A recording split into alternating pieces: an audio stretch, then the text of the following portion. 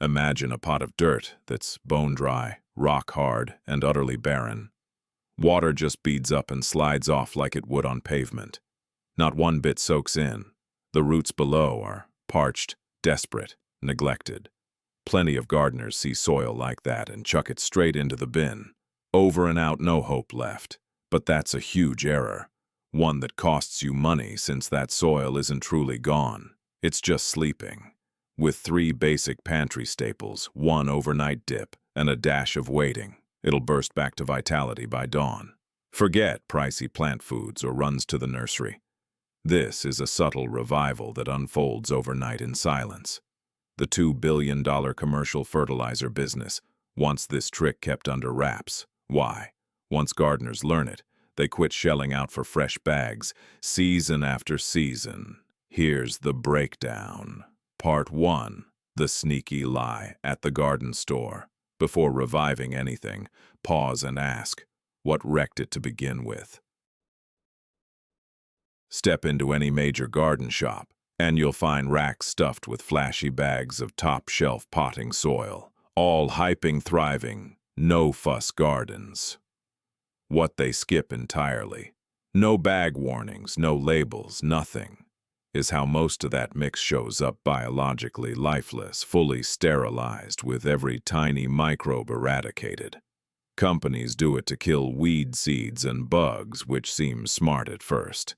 Then you see the fallout, the bacteria, fungi, and mini ecosystems that turn dirt into a thriving network get obliterated too, leaving plain, pulverized stone. To mask the emptiness, they load it with man-made chemical boosters. Intense mineral salts meant to spark quick, lush growth. For a short spell, it shines, but it's fake. It's like popping pain pills daily for a migraine without fixing the root issue. The quick fix fades while the real harm deepens. Underneath, those salts pile up. Osmotic stress skyrockets, poisoning every helpful critter in the pot. A season or 2 ticks by. The soil's built-in defenses crumble. Organic bits vanish. Lacking microbes to keep it fluffy and airy, the texture packs down tight. It chokes, starves for air, turns into an airtight grave. The fix from the pros. Grab a new bag. Ditch the old. Repeat come spring. Built-in failure, not for gadgets or appliances, but for Earth itself. That's the $2 billion racket. The dirt remains sterile because chemicals block any comeback. Plants stay hooked because nothing feeds them organically. A flawless trap, but nature doesn't run on throwaway timelines. This fix doesn't either. Part 2. The hidden world underfoot. So what vanished in that sterilization? The truth is mind-blowing and flips gardening on its head. Grab a pinch of vibrant woodland soil, not bagged stuff, genuine untouched forest ground. In 1 gram, about a paperclip's heft, lurk 1 billion to 10 billion bacterial cells. Not a few, not dozens, but billions. That's no mere muck, it's a bustling city. Threaded throughout are endless fungal strands known as mycorrhizae, ancient life forms predating tree roots. They multiply a plant's range 10 to 100-fold, reaching spots roots can't touch solo. They act as a subterranean delivery system, shuttling water and minerals to plants in exchange for sugars. If pests hit one plant, alert chemicals zip along these fungal paths, warning neighbors to gear up defenses early. At the same time, good bacteria crank out natural bug killers against illness. They release sticky compounds like glomalin that glue particles into that ideal, moist yet breathable, crumbly texture gardeners love, like moist chocolate cake. When potted soil hardens to brick, it's because this whole society got erased. A mini-apocalypse in a container. It doesn't crave extra salts. No need for the trash heap. It craves fresh inhabitants, a microbial restart. Enter the kitchen, where the starters for that revival hide in everyday view. Part 3. The everyday wonder of rice water. Kitchens everywhere, discard one of nature's top biological kickstarters without a glance. That murky, milky runoff from rinsing rice prior to boiling it up. Straight down the sink it flows time and again, day after day, season after season. For centuries, time-honored traditions have treated it differently. The Yao women in Huangluo, China, let rice water ferment for hair rinsing, renowned for their vibrant, ebony locks stretching 6 feet long, even in advanced age.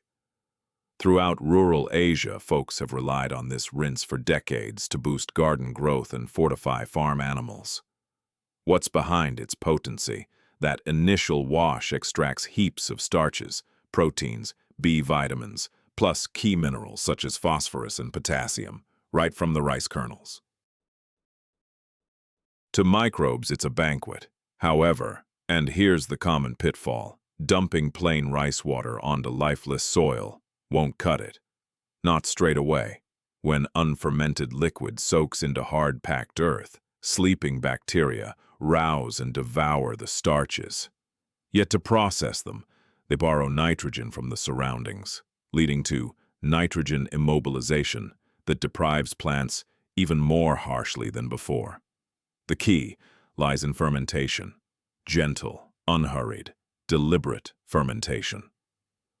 This approach draws from old-school Amish practices and Korean natural farming methods. Grab 1 to 2 cups of that cloudy rice rinse and transfer it to a clean glass container. Leave the lid loose, cover with a cloth or paper towel to allow airflow.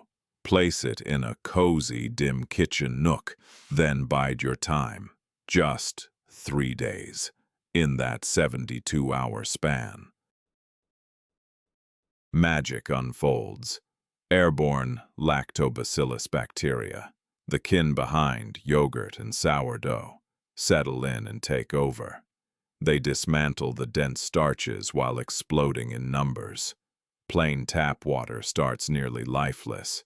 Post-fermentation, each milliliter of that jar packs about 200 million colony-forming units of helpful microbes. 200 million per milliliter, all from rice rinse and some waiting. It's primed when layers form and it emits a subtle, tangy aroma, reminiscent of sourdough starter or unflavored yogurt. Reeks off or putrid. Pitch it and restart. But a nice sour whiff signals a potent probiotic brew, loaded with nitrogen fixers and phosphorus unlockers that pricey store-bought formulas peddle in fancy vials. That's ingredient 1. Still, troops without rations don't advance far. Part 4, the metabolic booster, a dollop of sweet power. Now those bugs crave fuel, intense, enduring fuel. Time to debunk a rampant, ruinous gardening blunder. Countless online clips push dissolving white table sugar in watering cans to revive ailing plants. Pure folly and damaging. Plants craft their sugars via photosynthesis. Roots don't crave extras. Flooding soil with sugar syrup triggers brutal osmotic shock, yanking moisture from root tissues, sparking wilt and decay. Plus, it invites root-rotting fungi. Skip white sugar. Opt for blackstrap molasses. Specifically, 1 tablespoon of the dark, unsulfured kind. The distinction counts. As sugar processing's last pull, blackstrap brims with peak levels of minerals, sulfur, potash, iron, and intricate carbon chains. It doesn't nourish plants directly. It's jet fuel for the rice water's fermented crew. In a moist, warm setting, good bacteria hitting molasses carbon riches spark runaway proliferation. Numbers double every 20 minutes. 1 splits to 2, 2 to 4. After 6 hours, 1 bacterium yields over 200,000 offspring. Such rapid takeover is perfect for reviving a whole pot of barren dirt overnight. 2 components in, 1 remains, and it hails from the hearth. Part 5, the legacy of ancient ashes. Millennia before factory fertilizers hit shelves, growers across every settled land grasped wood ash's might. They'd broadcast it over post-harvest plots or mix it into heaps. Instinctively, sans soil science lingo, they sensed flames bequeathed treasure. Why vital here? Post 3-day lactobacillus action, the rice water turns sharply acidic, around pH 4.5. Dumping it raw risks tipping soil too acidic, souring it beyond what many good microbes endure. A single tablespoon of sifted hardwood ash fixes the issue entirely, mostly made up of calcium carbonate, the key ingredient in ag lime. This natural substance serves as a mild buffer. When blended into the fermented mix, it raises the pH to an ideal range of 6.5 to 7.0, perfect for microbial growth. Yet its benefits go way beyond pH correction. It supplies potassium at up to 10% by weight, plus essential trace elements like zinc, copper, and manganese that store-bought fertilizers typically skip.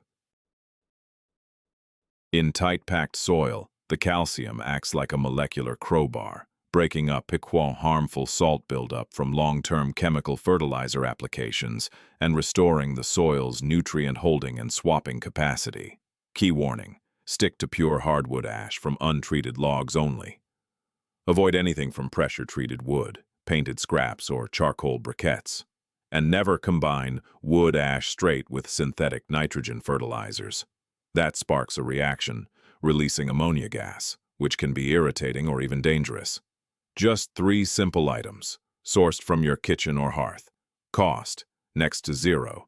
Time to combine them. Part 6, the overnight revival method. All the components are lined up on the counter. Fermented rice water, blackstrap molasses, sifted wood ash. The microbial starter, energy booster, pH balancer.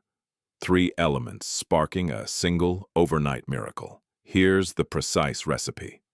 Grab a 2-liter container, like a basic watering can, and fill it with warm, chlorine-free water. Aim for a comfy hand temperature, about 75 degrees to 80 degrees Fahrenheit. That heat is crucial.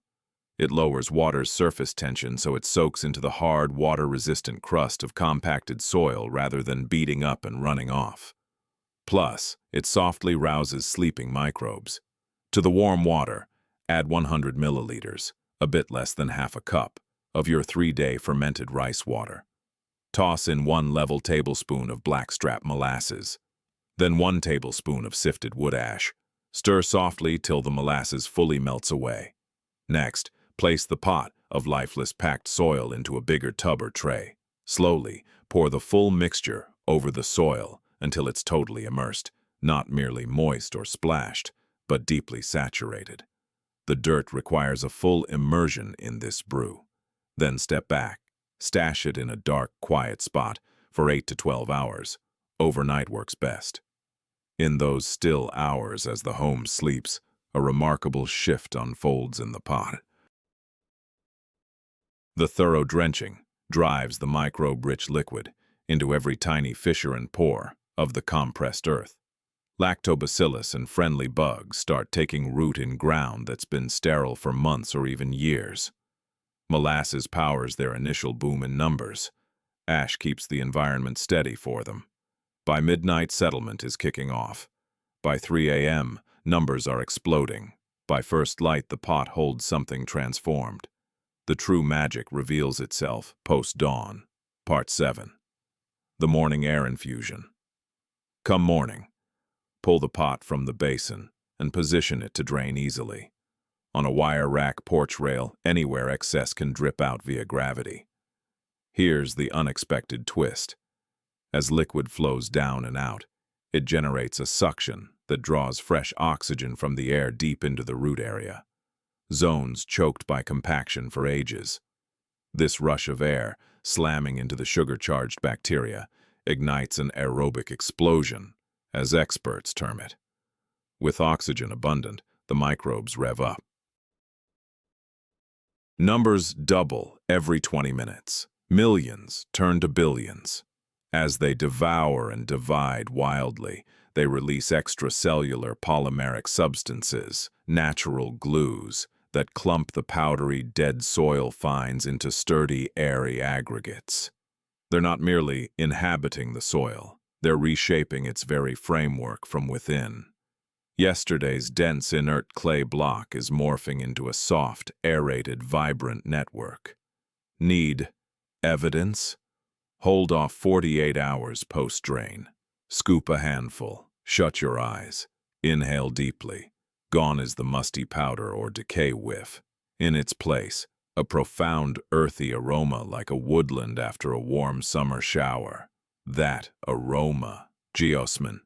It's a scent molecule made by actinobacteria, those elite soil dwellers that dismantle stubborn woody organics. Our noses detect geosmin at astonishingly low levels. We can pick it up at levels under 1 part per billion. That earthy aroma drifting from the pot goes far beyond a nice whiff. It's living evidence, a molecular hallmark that the soil's defenses have bounced back completely. The microbial ecosystem is buzzing. The framework is piecing itself together. The earth is inhaling once more. It's pulsing with life. Part 8. Wisdom drawn from the dirt. There's a subtle, deep strength in witnessing lifeless soil spring back overnight. It reaches past simple planting. That ground was never fully gone. It had been deprived of its fellowship, its links, the dynamic web required to thrive. The instant those elements returned, even after prolonged abandonment, it roared back to vigor. On those rough days when everything seems jammed solid, bone dry, and beyond its prime, hold this close. Revival doesn't always call for brand new inputs. Frequently, it simply demands ideal circumstances and a touch of waiting. Head over to those pots on the verge of the bin. Hold on to tonight's rice rinse. Blend in some sugar and a smidgen of ash. See the magic unfold by daybreak.